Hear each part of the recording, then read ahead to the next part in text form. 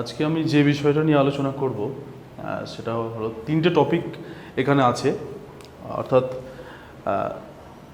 UGC net অর্থাৎ NTA UGC net যে syllabus তৈরি করেছে সেই সিলেবাসের পরিপ্রেক্ষিতে আমি তিনটে ইউনিটের বিষয় নিয়ে আলোচনা করব। অর্থাৎ এখানে আমি শুধুমাত্র আউটলাইন নিয়ে আলোচনা করব।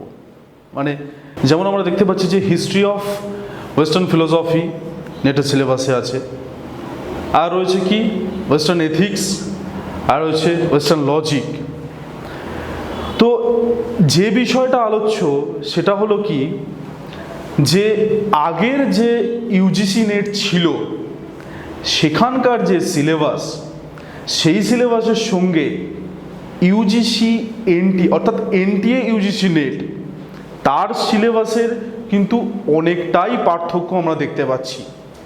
যে পার্থক্যটা আগের ছাত্রছাত্রীদের অর্থাৎ স্টুডেন্টদের ক্ষেত্রে অনেকটাই বোঝার ক্ষেত্রে অসুবিধা হবে, সেই জন্য আজকে আমি এই বিষয়টা নিয়ে আলোচনা করব যে আগের বিষয়টা কীরকম ছিল আর এখনকার বিষয়টাই বা কীরকম।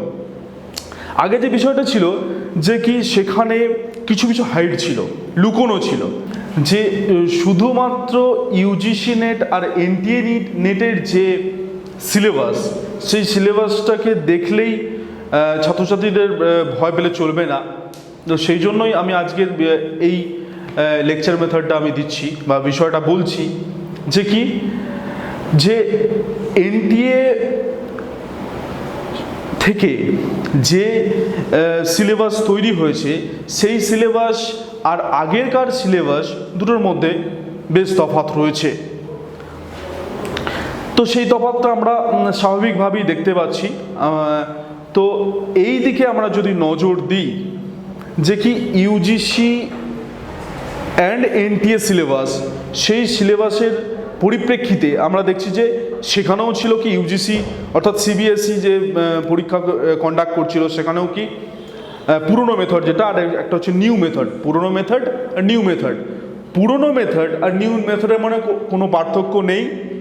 আগের যে সিলেবাস ছিল সেখানে কি প্রশ্ন আসতো কিন্তু সিলেবাসটা বলে দেওয়া ছিল না। তার মানে কি সিলেবাসটা অনেকটাই হাইড ছিল, মানে লুকোনো ছিল। তাহলে কি সিলেবাসটা লুকোনো ছিল, লুকোনো থাকছে, আবার কি সেখান থেকে প্রশ্ন আসছে। তার মানে কি আমি সিলেবাসটাকে জানতে পারছি না, অর্থাৎ আমার প্রশ্নমালা কোত্থেকে হতে পারে সেটা আমার জানা ছিল না। কিন্তু ইউজিসি নেটেতে অর্থাৎ ইউজিসি এনটিএ নেটেতে আমরা দেখতে পাচ্ছি, অর্থাৎ এইবারে যে 2018 ডিসেম্বরের পর থেকে যে নেটের যে সিলেবাসের যে বিপুল পরিবর্তন, সেখানে আমরা দেখতে পাচ্ছি কি আমাদের কাছে পুরো সিলেবাসটা আমরা দেখতে পাচ্ছি। সেই অনুসারে আমাদের ক্ষেত্রে ফিলোসফি সাবজেক্টের ক্ষেত্রেও, দর্শন শাস্ত্রের ক্ষেত্রেও আমরা দেখতে পাচ্ছি সিলেবাসের আমূল পরিবর্তন ঘটেছে। সেখানে দেখতে পাচ্ছি western philosophy, history of western philosophy, western ethics এবং লজিকের ক্ষেত্রে সেখানেও আমরা কিন্তু সিলেবাসের পরিবর্তন দেখতে পেয়েছি।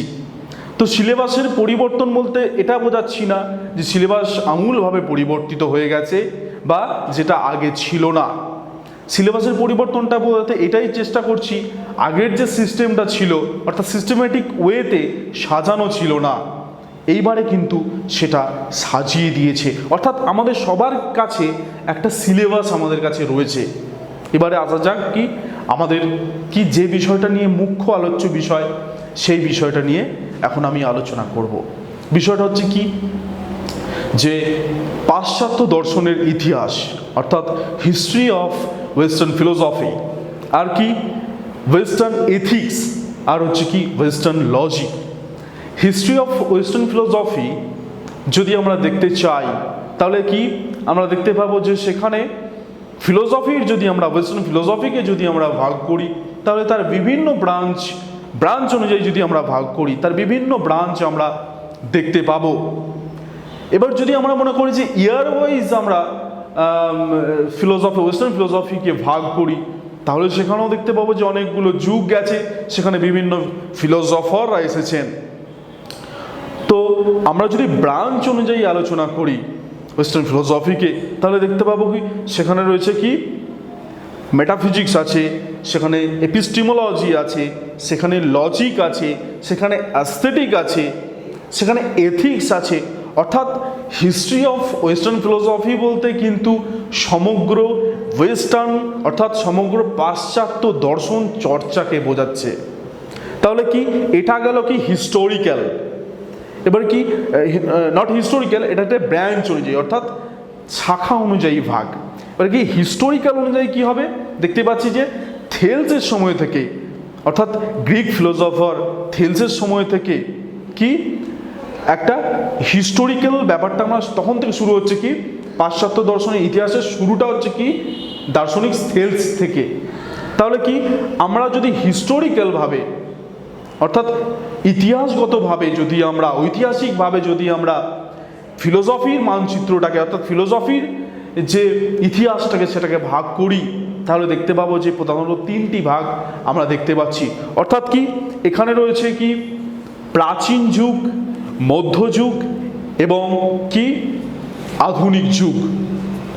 প্রাচীন যুগ বলতে আমরা প্রধানত দেখতে পাবো কি সেখানে রয়েছে কি থেলস থেকে আরম্ভ করে যে সমস্ত কি প্রি সক্রেটিস অর্থাৎ কি সক্রেটিসের পূর্ববর্তী যে সমস্ত দার্শনিকদের আলোচনা, সেখানে কেউ মনিজম, কেউ প্লুরালিজম, আবার কেউ সোফিস্ট, এই সমস্ত দার্শনিকদের আলোচনাগুলো আমরা কি এই অ্যানসিয়েন্ট ফিলোসফিতে দেখতে পাবো। আর কি অ্যানসিয়েন্ট ফিলোসফির এই যে ভাগগুলো বললাম কি সেখানে রয়েছে প্রি সক্রেটিক, সক্রেটিক এবং তারপরে আসছে প্লেটো এবং কি প্লেটোর পরে আসছে অ্যারিস্টটল। তাহলে কি প্রি সক্রেটিক থেলস থেকে আরম্ভ করে অ্যানাক্সিমেনিস বা ডেমোক্রিটাস এই সমস্ত দর্শনের ধারা মনিজম বা প্লুরালিজম, কেউ একত্ববাদী অর্থাৎ যারা কি একটা বিষয়কে কেন্দ্র করেই জগৎ ও জীবনের ব্যাখ্যা দিচ্ছে। আবার কোনো দার্শনিক কি বহু বিষয়কে কি করছে তারা এলিমেন্ট হিসেবে অর্থাৎ তারা উপাদান হিসেবে মনে করে তারা জগতে ও জীবনের ব্যাখ্যা দিচ্ছে।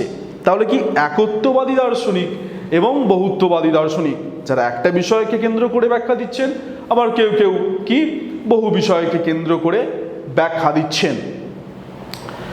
এবার এটা দেখতে পাচ্ছি প্রি সক্রেটিক অর্থাৎ সক্রেটিসের পূর্বে।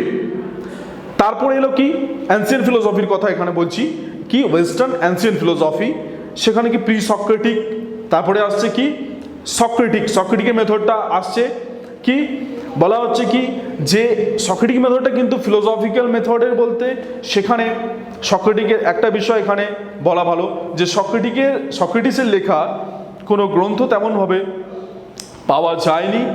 তো সক্রেটিসের কথা আমরা জানতে পারি সেটা হচ্ছে কি প্লেটোর হাত ধরে। তাহলে কি সক্রেটিক মেথড যেটা সেটা কি যেমন কথাবার্তার মাধ্যমে হাটে বাজারে কথা বলতে বলতে যে ফিলোসফির চর্চা, সেটা আমরা সক্রেটিসের দর্শনে আমরা দেখতে পাচ্ছি। তার পরবর্তী ক্ষেত্রে সক্রেটিসের পরবর্তী ক্ষেত্রে আমরা দেখতে পাচ্ছি যে কি অ্যানসিয়েন্ট গ্রিকে যে বিখ্যাত ফিলোসফার তিনি হচ্ছেন কি প্লেটো, অজস্র গ্রন্থ তার রচিত।